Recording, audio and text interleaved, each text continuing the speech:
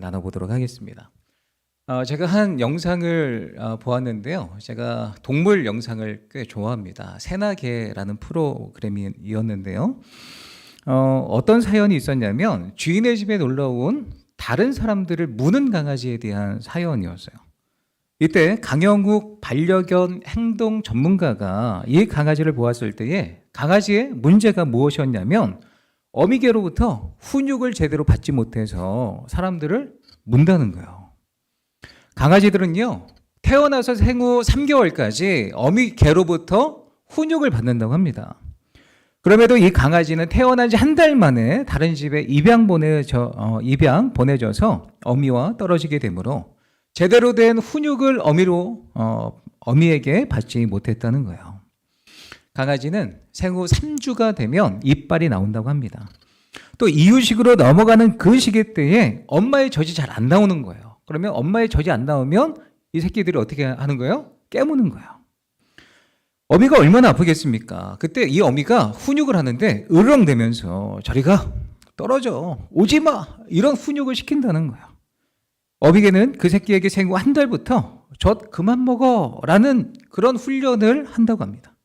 또 이 시기에 무엇을 배우냐면 내가 깨물어서 우리 엄마가 아프구나. 알았어, 엄마 안 할게. 그런데 나 엄마 젖이 너무 먹고 싶은데 한 번만 먹으면 안 돼?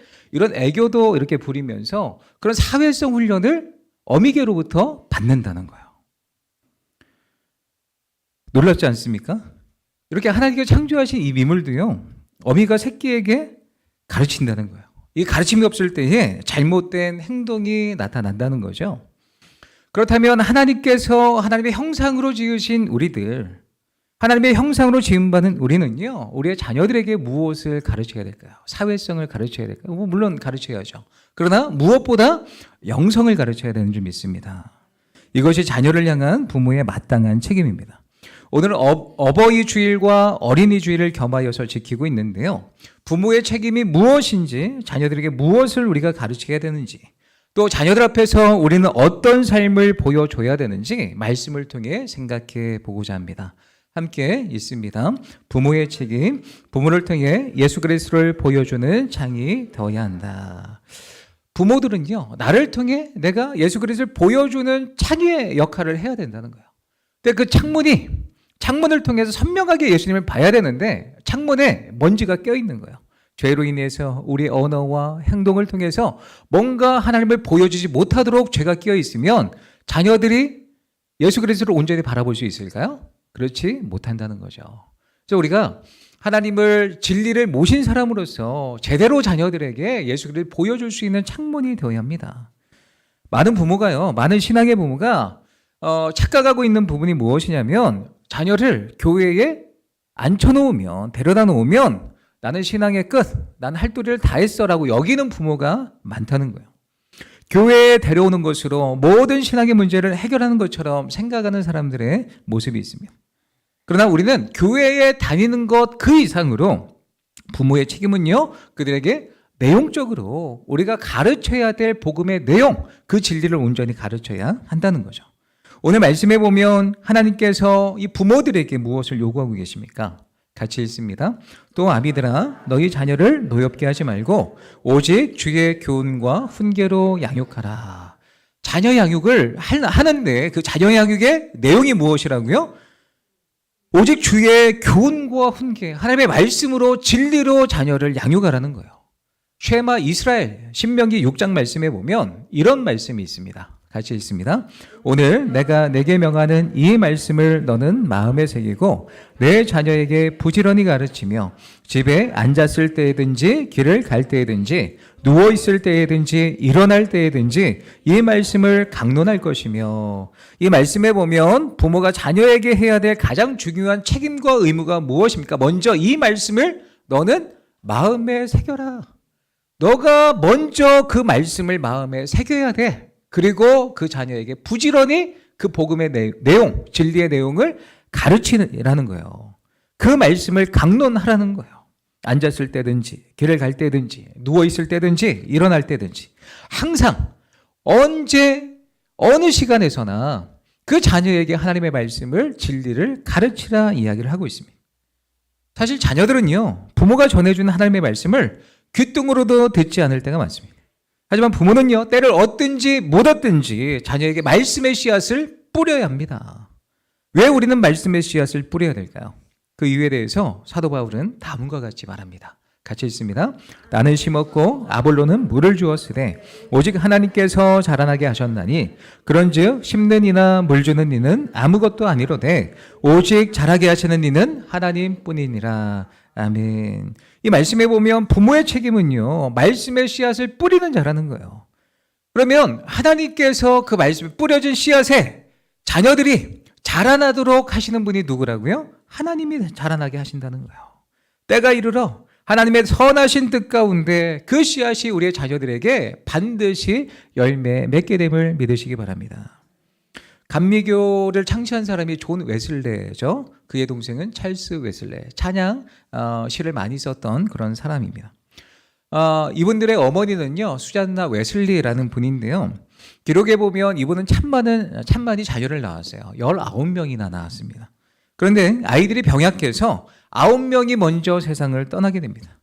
믿음으로 10명을 잘 길렀던 거예요. 매일같이 아이들을 불러놓고 기도하고 말씀을 가르치고 어떻게 사는 것이 바르게 사는 것인가, 어떻게 사는 것이 하나님을 경배하고 예배하는 삶인 것인가 끊임없이 어려서부터 이 아이들에게 말씀으로 양육했던 거예요.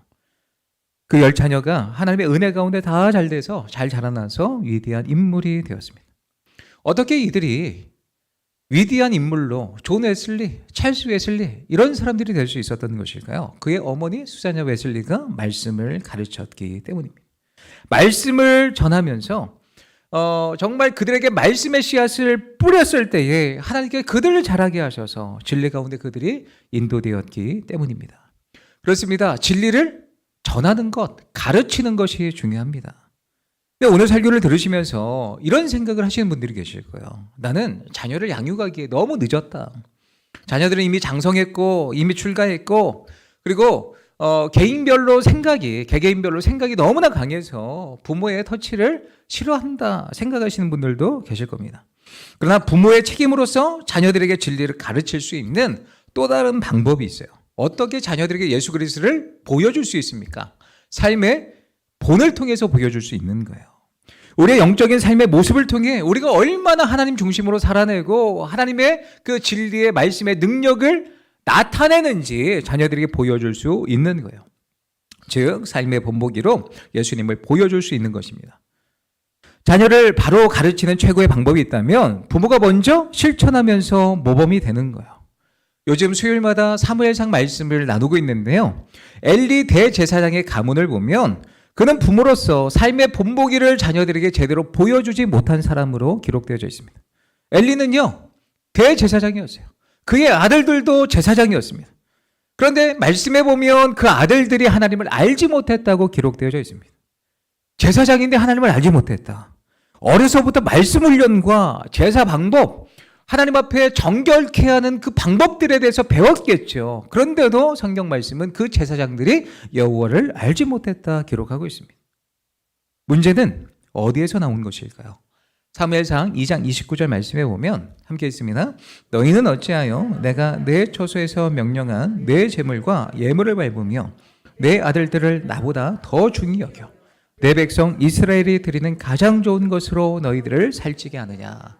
이 말씀에 보면 하나님께서 뭐라고 말씀하시는 거예요? 야 엘리야, 너는 내 아들들을 나보다 더 중히 여기고 있어. 지금 하나님을 섬겨야 될 대제사장이 하나님을 섬기지 못하고 누구를 더 우상시 여기는 거예요? 자녀들을 우상시 여기는 거예요. 엘리는 자녀들에게 하나님의 말씀으로 권고하기는 했습니다. 하지만 몇 번의 권고로 그쳤던 거예요. 나는 할 도리를 다 했어. 몇 번 했으면 그만이지. 나는 내 통제권에서 벗어났기 때문에 더 이상 내 아들 홈리와 비느하스에 대해서 나는 어떤 것도 할 수 없어. 포기했던 거예요. 그러나 엘리가 정말로 하나님을 사랑하고 자녀들을 사랑했다면 그 자녀들이 하나님 앞에서 범죄하지 않도록 더 기도했어야 마땅한 것입니다. 그들보다 하나님을 더 붙들고 자녀들의 영적인 문제를 위해서 믿음으로 돌파하는 모습을 자녀들에게 본으로, 삶으로 보여줬어야 돼요. 그런 삶을 보여주지 못했던 거예요. 그래서 그 가문은요, 하나님 앞에 버림받게 됩니다. 중세 위대한 신학자였고 목회자였던 어거스틴이라는 사람이 있습니다. 이 어거스틴은 굉장한 신학자인데요. 그의 어머니는 모니카였습니다. 자녀를 위해서, 어거스틴을 위해서 눈물로 기도했던 어머니였습니다. 17살 때 이 어거스틴이 출가해요. 집을 나가게 됩니다. 카르타고라는 지역에 가서 공부를 하게 되는데 젊은 나이, 어린 나이에 혼자 가게 되니까 잘못된 길에 가게 됩니다. 이단에 빠지기도 하고 또 방탕한 삶을 살게 됩니다. 결혼도 하지 않고 애를 낳고 살게 됩니다. 그런 방탕한 삶을 한 15년 정도 살아가는 동안 이 어머니 모니카는요, 자녀를 위해 눈물로 기도하는 거예요. 날마다 눈물로 기도하고 또 기도하고 또 기도하고 또 기도하고 기도했던 거예요. 그 어머니의 눈물의 기도가 마침내 그 아들을 변화시킵니다. 아들이 32살이 되었을 때에 자기 발로 다시 돌아오게 돼요. 자기가 낳은 아들을 데리고 돌아와서 세례를 받게 됩니다. 그 다음 변화를 받아 신학교에 들어가 주의 종이 되고 하나님의 큰 일꾼이 되어서 많은 신학책을 저술하게 됩니다. 그 책들이 중세 신학의 기초가 되었던 거예요. 어거스틴이 어머니에 대해서 남긴 말이 있습니다. 하나님이요, 제가 하나님 아버지의 아들이 되었다면 그것은 오직 아버지께서 제게 이런 어머니를 주셨기 때문입니다. 당신의 신실한 여종인 나의 어머니는 보통 어머니들이 죽은 자식을 위해 우는 것보다도 살아있는 나를 위해 더 많이 울었습니다. 이 어머니의 믿음의 삶을 통해서 이 어거스틴이 무엇을 보았던 거예요? 그 어머니의 눈물을 보았던 거예요.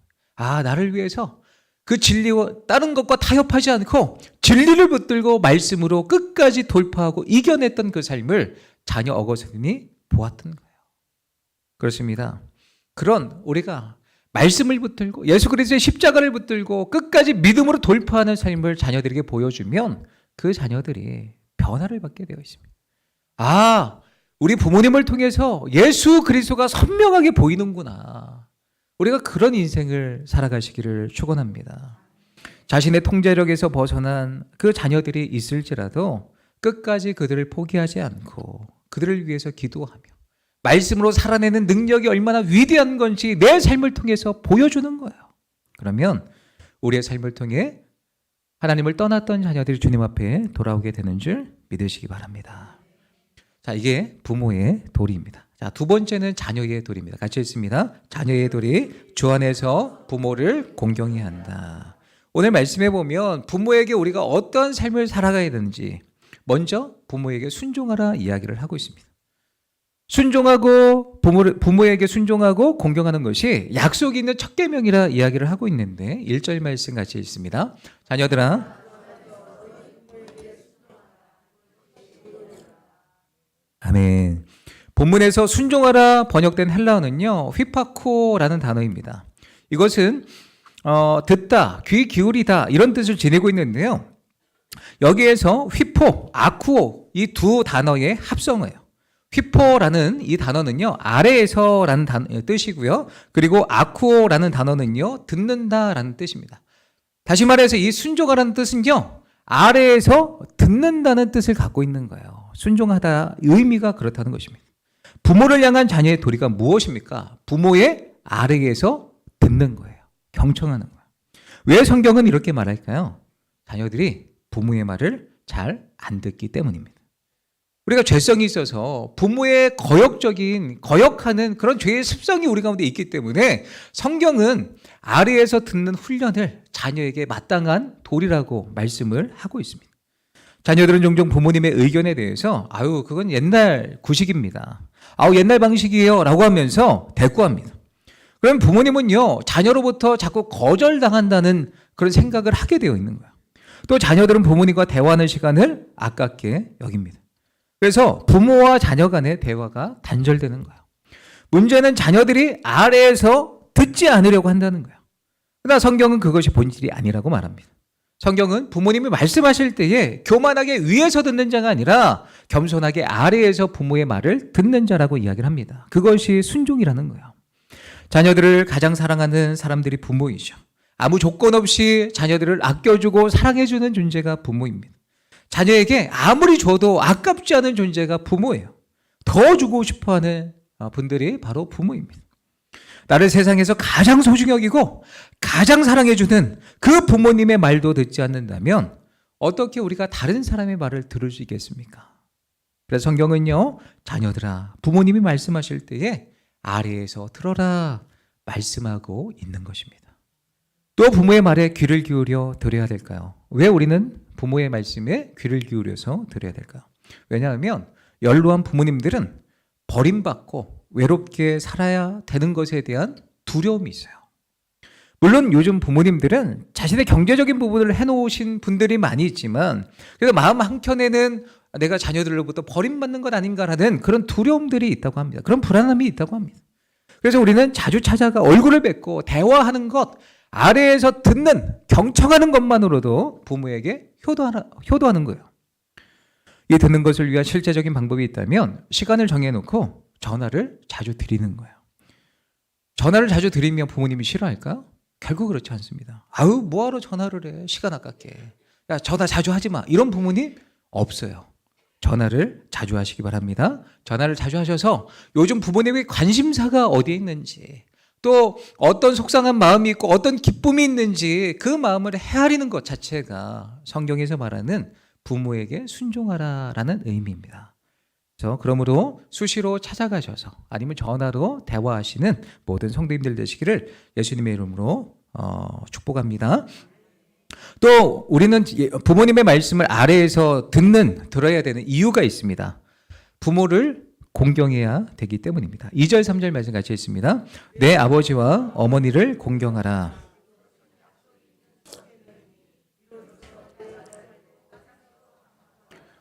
이 말씀은요, 10계명의 5번째 계명과 똑같습니다. 10계명 5번째 계명 출애굽기 20장 12절 말씀 같이 읽습니다.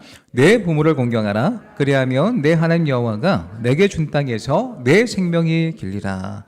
여기에서 내 부모를 공경하라. 이 공경하다라는 말은요, 히브리어로 카베드라는 단어입니다. 한자로 공경은요, 공손한 섬김을 뜻합니다. 히브리어 카베드는요, 사전적으로 누구에게 무게를 두다 그런 뜻을 갖고 있어요. 누구를 중요한 분으로 대우하다 그런 뜻을 갖고 있는 거예요. 부모를 공경하라는 것은 부모님을 가볍게 여기라는 뜻이 아니라 부모님을 무겁게 여기라는 뜻입니다. 부모님을 누구보다 중요한 분으로 모시며 살아가라, 그런 의미를 갖고 있습니다. 그런데 고대 근동에서 이 히브리어 카베드는요, 부모님을 중요하게 여길 뿐 아니라 보다 구체적으로 자신의 부모님을 지속적으로 봉양하라, 그런 의미를 갖고 있습니다. 정신적인 그런 공경뿐만이 아니라 물질적 봉양까지 포함하고 있는 단어입니다. 그러면 하나님은 왜 부모님을 마음과 물질로 섬기라고 명령하시는 것일까요? 왜냐하면 연로한 노인이 된 부모는요, 사회적 약자이기 때문입니다. 노인이 된 부모는요, 경제적 능력을 상실했기 때문입니다. 고대 사회에서 이 노인들은요, 대부분 노후를 누구에게 맡길 수밖에 없어요? 자녀에게 맡길 수밖에 없었던 사람들입니다. 따라서 부모 공경이란 자녀들이 경제력을 상실한 노부모를 마음으로 존경하고 물질적으로 돌보는 것, 이런 것이 부모를 공경하는 삶의 모습으로 나타난다는 거죠. 그렇습니다. 우리의 삶 가운데도 이렇게 부모의 물질적 어떤 필요를 채워줄 수 있는, 때로 용돈을 보내드리는 것도 좋고요. 그리고 때때로 작은 선물을 보내드림으로 부모님께 효도할 수 있습니다. 선물을 받으시면 뭐 이런 걸 샀느냐고 그렇게 말씀하시지만 그 작은 선물을 통해서 자녀들이 나를 생각하고 있구나. 이거 작은 선물을 통해서 나를 사랑하고 있구나. 부모들이 그렇게 느낀다는 거예요. 그러므로 물질적으로도 또 연약하고 사회적 약자인 우리 부모를 공경하면서 또 봉양하시는 모든 성도님들 되시기를 축복합니다. 또 세 번째로 우리가 부모를 공경할 수 있는 방법입니다. 내 부모님인 것에 감사해야 합니다. 내 부모님인 것에 감사해야 합니다. 인간 관계 속에서 최우선적으로 생각할 것이 있다면 나에게 생명을 주신 부모님과의 관계라는 거예요. 부모님은 자녀들에게 생명의 창조자가 됩니다. 이 세상 어느 누구도 갑자기 하늘에서 뚝 떨어지거나 땅에서 솟아난 존재는 없다는 거예요. 독일의 성경 신학자였던 침멀리는요, 제5계명을 자신의 근본을 잊지 말라는 계명이라고 해석하고 있습니다. 부모를 공경하는 것, 나의 근본을 잊지 않는 계명이다는 거죠. 그러므로 우리는 부모를 공경하면서 우리 부모님이 없었다면 우리도 없었음을 늘 기억하면서 감사함으로 공경하시기 바랍니다. 또 내 부모님 것을 기뻐하고 감사해야 되는 이유가 있다면 나를 위해 헌신의 삶을 살아오셨기 때문이에요. 옛날 고려장에 관한 이야기입니다. 어느 가난한 집 아들이 연로한 어머니를 지게에 싣고 깊은 산속으로 가는데 꼬불꼬불한 산속으로 올라갈 때에 모퉁이를 돌 때마다 지게 위에 어머니가 소나무 가지를 꺾어버립니다. 아들이 묻는 거예요. 어머니, 왜 소나무 가지를 자꾸 꺾어버리세요? 어머니가 대답합니다. 예, 길이 험한데 너 혹시 혼자 내려가다가 길을 잃으면 어떡하냐? 내가 꺾어놓은 이 소나무 가지를 보고 내려가거라. 고려장이 어머니를 버리는 그 상황인 걸 알아요. 그럼에도 불구하고 그 자녀를 위해서 잘 보고 내려가라고. 자녀를 생각하는 존재가 바로 부모님의 사랑이라는 거예요. 그렇습니다. 우리 부모님의 사랑에 대해서 자녀들은 그 부모의 사랑을 그 부모를 향해서 솔직히 흉내도 못 낸다는 거죠. 그러면 우리가 받은 사랑에 대해서 우리가 어떻게 부모에게 마땅히 보답할 수 있을까요? 기회가 있을 때마다 감사와 사랑을 표현하는 거예요. 어머니, 아버지, 나의 어머니여서 아버지여서 감사해요. 이렇게 고백하는 거, 표현하는 거. 표현할 수 있을 때에 표현해야 합니다. 어색해도 표현해야 합니다. 그 표현을 듣는 부모님의 마음은요, 그 어떤 표현을 들을 때마다 너무너무 행복한 거예요. 성경은 마땅히 부모를 공경하는 것, 감사를 표현하는 것이라 이야기를 합니다. 2016년도 전라북도 교육청 공모전에서 동시부문 최우수상으로 선정된 시가 있습니다. 그 시를 소개해드리면 가장 받고 싶은 상. 아무것도 하지 않아도 짜증 섞인 투정에도 어김없이 차려지는 당연하게 생각되는 그런 상. 하루에 3번이나 받을 수 있는 상. 아침상, 점심상, 저녁상. 받아도 감사하다는 말 한마디 안 해도 되는 그런 상. 그때는 왜 몰랐을까? 그때는 왜 못 보았을까? 그 상을 내리던 주름진 엄마의 손을 그때는 왜 잡아주지 못했을까? 감사하다는 말 한마디 꺼내지 못했을까? 그동안 숨겨놨던 말, 이제는 받지 못할 상. 앞에 앉아 홀로 되뇌어 봅니다. 엄마 사랑해요. 엄마 고마웠어요. 엄마 편히 쉬세요. 세상에서 가장 받고 싶은 엄마상 이제 받을 수 없어요. 이제 제가 엄마에게 상을 차려드릴게요. 엄마가 좋아했던 반찬들로만 한가득 담을게요. 하지만 아직도 그리운 엄마의 밥상. 이제 다시 못 받을 세상에서 가장 받고 싶은 우울 엄마 얼굴상. 이 시를 썼던 학생의 어머니는요, 암투병을 하다가 세상을 떠났다고 합니다. 이 시를 본 누리꾼들은요, 왜 소중한 것은 꼭 잃고 난 뒤에 알게 되는 것일까요? 그런 답글을 달게 됩니다. 어떤 사람 말하기를 사람은 늘 껄 하며 산다더니 그 말이 딱 맞는 것 같다 표현합니다. 좀 더 찾아뵐 걸, 좀 더 잘해드릴 걸, 좀 더 효도할 걸. 사랑하는 성도 여러분, 자녀된 도리를 할 수 있는 부모님이 계시다면 아직 기회는 우리에게 열려 있습니다. 믿음의 사람으로서 나에게 생명을 주신 부모님께 감사하며 순종하고 공경하는 모든 성도님들 되시기를 예수님의 이름으로 축복합니다. 말씀을 맺겠습니다. 매년 5월이 되면 우리가 가정의 달로 지키죠. 카네이션을 보내드리고 달아드리고 용돈도 보내드리고 감사의 편지를 주고받으면서 가정을 돌아보는 귀한 시간입니다. 하지만 자녀를 사랑하고 부모를 공경하는 일들을 이 5월에만 이벤트성으로 잠깐만 한시적으로 했다 그치면 안 될 것입니다. 우리는 부모와 자녀의 상호 책임 관계성, 주 안에서 늘 곱씹고 곱씹어야 될 근본적 사안이기 때문입니다. 그러므로 성부 하나님과 성자 하나님 사이에 존재하는 영원한 사랑과 영원한 기쁨에 근거하여서 바른 부모간과 자녀간을 가지고 주 안에서 믿음의 명문 가정으로 나아가시는 저와 모든 성도님들 되시기를 예수님의 이름으로 축복합니다. 기도하겠습니다.